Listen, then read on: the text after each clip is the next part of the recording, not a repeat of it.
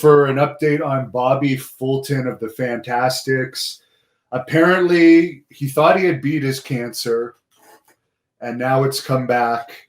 And I guess he's been hospitalized over the weekend, and his health is in a pretty critical state right now. So let's hope he can pull through. I did do an interview with him last year at the Arnold Classic in Ohio, where Fulton lives. So he was nice to me. So let's hope he can pull through. This is Hannibal from thehannibaltv.com, and we're at the Arnold International Sports Hall of Fame Awards with Bobby Fulton, who's been in WWF, WCW, he even had an appearance on Raw. But what brings you here today? Well, I wanted to come up here. You know, I'm from Chillicothe, Ohio, which is 45 miles south. Hannibal, they talked about all the great events going on here with the Arnold. I mean, it's just not about bodybuilding. There's so many sports, and driving into Columbus today, I've seen all kinds of different people from all walks of life, and it's almost like going to a wrestling event when you see all the big bodies and big guys and everything. I just was excited to get a chance to come up here and see Dan O'Malley, Randy Pritchard, and Robin Nelson, and just stand back and just watch this great event. It's huge. I mean, it's probably like the Disney World for bodybuilding and sports, for that matter. Now, people watch us all over the U.S., but we're based in Canada, where I don't think, wrestle too much. For Canadian fans that might not be too familiar with your work, you want to go over some of the highlights of your career? Well, I wrestled for Stu Hart in 1980, and I lived in Calgary, Alberta, Canada. Oh, really? And I was there right when Dynamite Kid and all them. I got a chance to see some wrestling's great. Calgary, I loved it because it was a melting pot for wrestling. You had wrestlers from the United States, Japan, England, Germany. As a matter of fact, I was there when Luke McMasters, the great big Loch Ness Monster, they called him, and I was there with John Foley and all those guys. It was a great place to learn. I got a great opportunity. But as far as my wrestling as a tag team, I was part of the Fantastics. We wrestled the Midnight Express with Jim Cornette in a lot of the different territories when it was territories. Of course, now things have changed and the horizon has changed. But back then, we had a great opportunity to wrestle the Midnight Express, beautiful Bobby, sweet Stan. But even before that, when we wrestled for World Class, we wrestled against Dennis Condrey and beautiful Bobby, who was also a great team.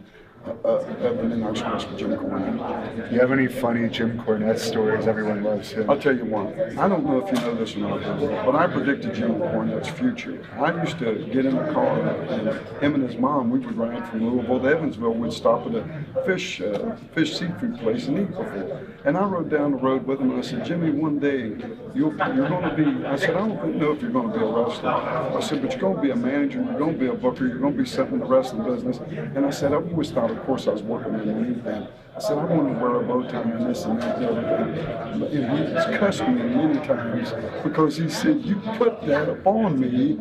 And I could tell you the times where I set his pants on fire in Washington, D.C. at an armory, and just all kinds of stuff. Jim Cornette is crazy, but he's a good crazy to me, you know.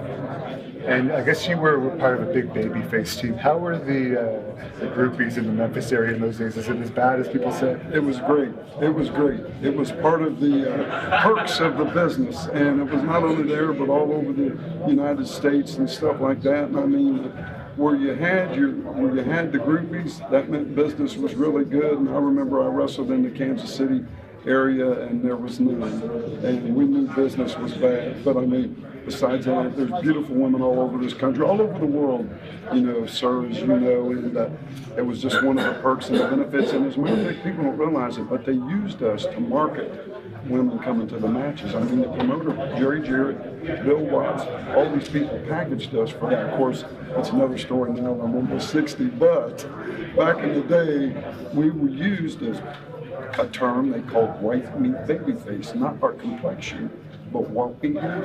And we were considered white meat baby faces, meaning, say for example, Fritz von Erich told my partner one time, he said, I never want to hear you cuss again. Tommy had said one little word, I can't remember in an interview. He said, it's like meeting a beautiful woman and she passes gas.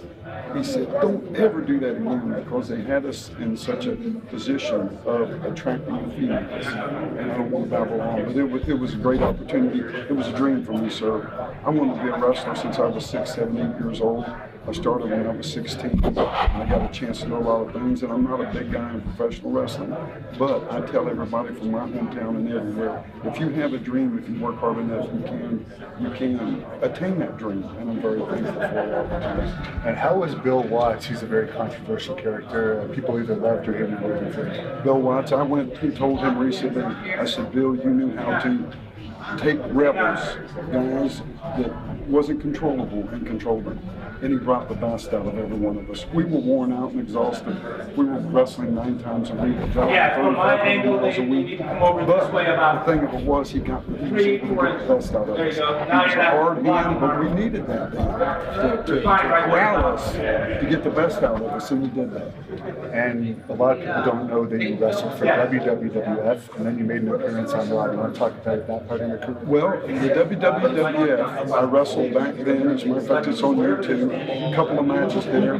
Bruno and Vince McMahon were the commentators back then. That's how far it goes back. And they used to have wrestling and reading in Allentown, where they would tape the television tapings when wrestling was more regional.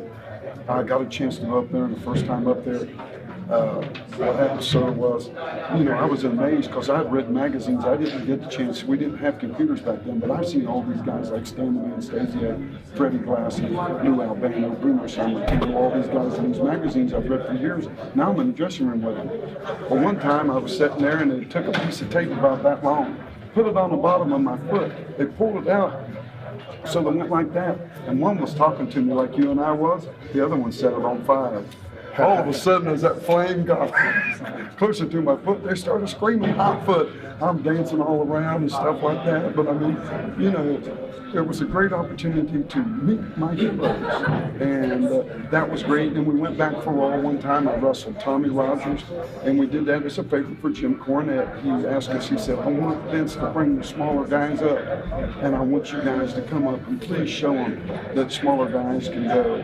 And it was the start of the light or cruiserweight, I think. I remember the very start of it. And then from that, it went on, of course, and it was a big part of the industry, that's for sure. And WCW, everyone always talks about how disorganized it was. How was your experience with the company? Well, I was there through Crockett's. I was there up until George Scott was the booker, and we made one major mistake in wrestling. His son had told his dad, said, Dad, these guys are unbelievable, because George didn't really notice when he came in. When Turner took over, he was the first booker.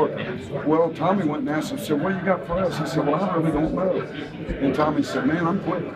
So, be in the package. I said, I guess we're going to quit. So I wasn't there for all the craziness, but we would go back, and I would go in and out. I went in with my brother Jackie, who's my real brother George, and I would go at different times and wrestle. We went to Orlando to MGM and stuff like that.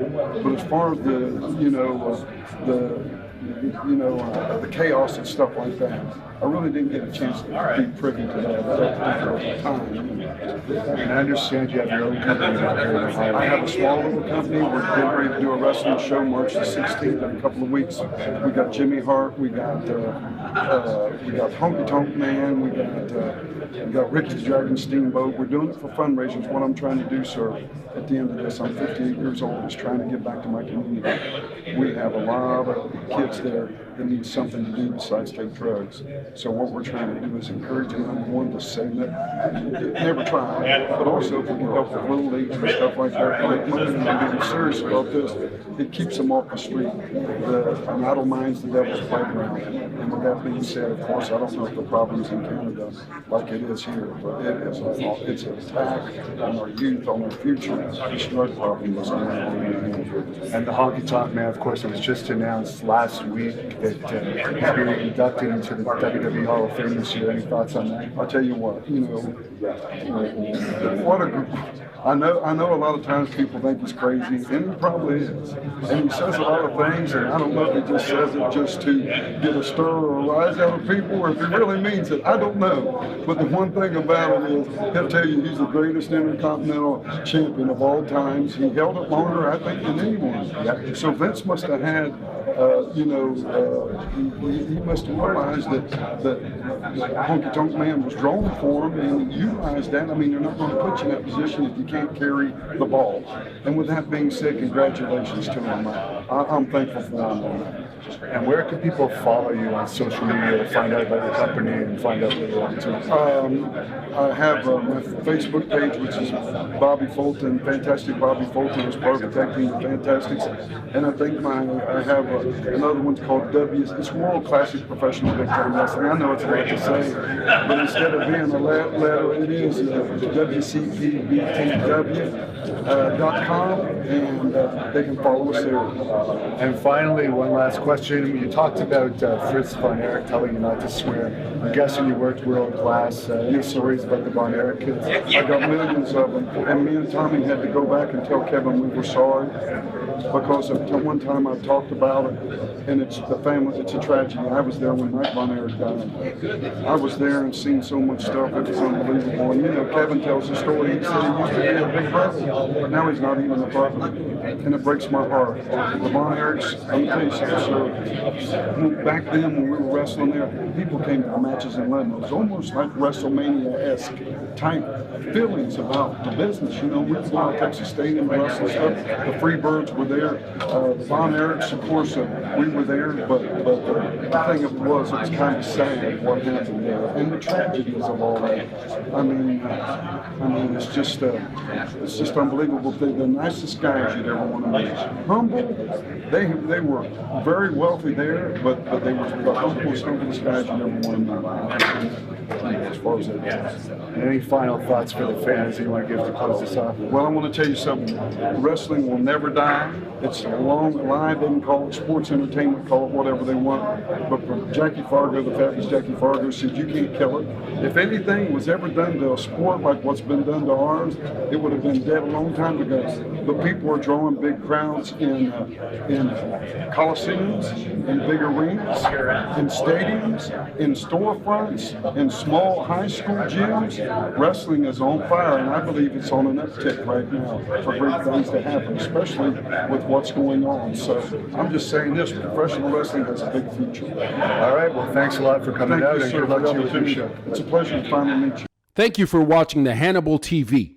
Please like this video if you enjoyed it, and click the subscribe button to not miss any of our latest shoot interviews, match videos, or news updates. Support us on patreon.com for $1.99 a month to watch our full shoot interviews ad-free and help our channel grow. Follow us on Twitter at the Hannibal TV for instant updates.